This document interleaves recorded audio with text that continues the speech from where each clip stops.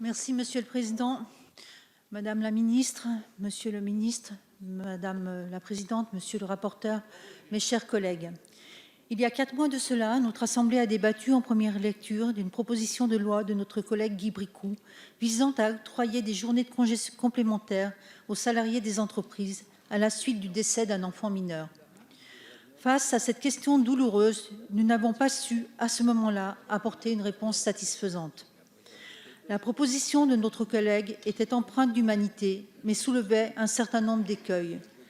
Dans la proposition initiale, seules les entreprises du secteur privé étaient concernées et la frontière de la condition de minorité des enfants interrogeait également.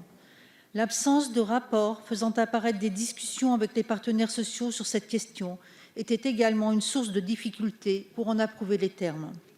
Quant aux réponses apportées par notre Assemblée, en lieu et place de la proposition initiale, possibilité pour les partenaires sociaux de pouvoir conclure une convention ou un accord ouvrant pour les salariés le droit de prendre leur congé payé ou leur RTT acquis dans la foulée du congé de deuil, ainsi que l'extension du dispositif de don de jours de repos aux parents ayant perdu un enfant de moins de 20 ans, elles ont été comprises comme une fin de non-recevoir et de ce fait, elles ont suscité alors l'indignation. Si nous pouvons regretter collectivement de n'avoir su trouver alors le chemin pour une proposition capable de nous rassembler, nous pouvons constater aujourd'hui que cela aura été un mal pour un bien.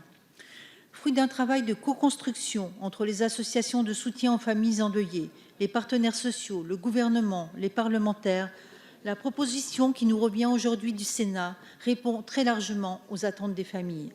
Elle traite en effet non seulement de la question d'un congé de répit, mais elle s'attache également à soulager les conséquences administratives et financières qui ajoutent encore de la peine à la peine. Elle veille également à assurer une protection dans l'emploi dans une période de grande vulnérabilité et expérimente un parcours de prise en charge psychologique dédié pour les familles endeuillées. Ainsi, les discussions auront permis de belles avancées par rapport à la proposition initiale. Le congé porté à 15 jours a pu être étendu au décès d'enfants jusqu'à l'âge de 25 ans et au-delà si l'enfant était lui-même parent. Le congé a également été étendu à un adulte en charge effective et permanente de l'enfant, tenant compte ainsi des familles recomposées. La question du financement de ce congé a été réglée par une répartition entre l'entreprise et la solidarité nationale. Les travailleurs indépendants et les agents de la fonction publique ainsi que les agriculteurs bénéficieront de l'extension de jours de repos dans les mêmes conditions. Les parents bénéficieront à la suite du décès de leur enfant d'une protection de 13 semaines contre le licenciement, analogue à celle prévue pour les maternités. Les aides sociales et les allocations familiales ne seront plus coupées brutalement, mais prolongées de plusieurs mois.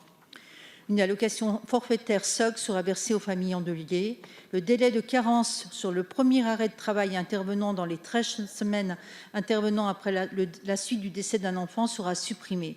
Le texte prévoit par ailleurs l'expérimentation d'une prise en charge forfaitaire et décloisonnée de la souffrance psychique des parents et des frères et sœurs.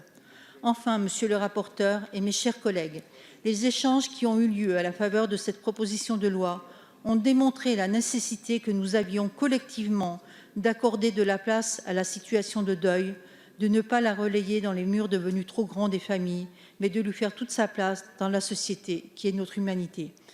Les situations dramatiques que vivent certaines familles suite à la perte d'un proche dans des conditions sanitaires imposant un accompagnement de fin de vie et des funérailles, tels qu'on a pu les voir récemment, ont encore démontré la nécessité que nous avions de vivre les deuils socialement.